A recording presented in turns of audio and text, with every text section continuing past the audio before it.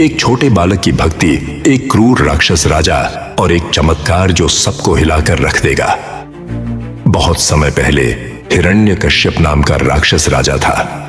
वह इतना शक्तिशाली था कि देवता भी उससे डरते थे, लेकिन उसकी क्रूरता किसी की सोच से बाहर थी। उसने अपने राज्य में भगवान की पूजा पर सख्त पाबंदी लगा दी।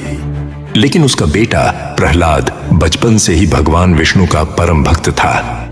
वह हर पल भगवान का ध्यान करता, उनका नाम जपता और उनके गुण गाता। हिरण्यकश्यप को यह बिल्कुल सहन नहीं हुआ। राजा ने सोचा, अब बेटे की जान को खतरे में डालकर ही उसकी भक्ति तोड़ूंगा। पहला जाल, प्रहलाद को जहरीली सांपों और जहर से डराना। लेकिन हर बार भगवान प्रहलाद को सुरक्षित रखते। सांप उसके पास आते ही शांत हो जाते, जहर उसके हाथ को छूते ही नष्ट हो जाता। दूसरा जाल, प्रहलाद को ज्वालामुखी और आग के बीच फेंकना। लेकिन प्रहलाद की भक्ति इतनी मजबूत थी कि आग ने उसे नहीं छुआ। वह सुरक्षित खड़ा रहा, जैसे भगवान स्वयं उसकी रक्षा कर रहे हों। क्रोध में हिरण्यकश्यप ने कहा, अगर तू मेरे आगे न झुके तो आज अपनी आखिरी सांस लेगा।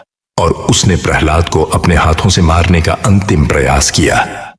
तभी हुआ अद्भुत चमत्कार। हवा भारी हुई, बिजली चमकी और राजा के सामने एक विशाल स्तंभ पिलर प्रकट हुआ। स्तंभ फटा और उसके भीतर से निकला नरसिंह भगवान, आधा सिंह आधा मानव, जिसकी आंखों में क्रोध और शक्ति की चमक थी।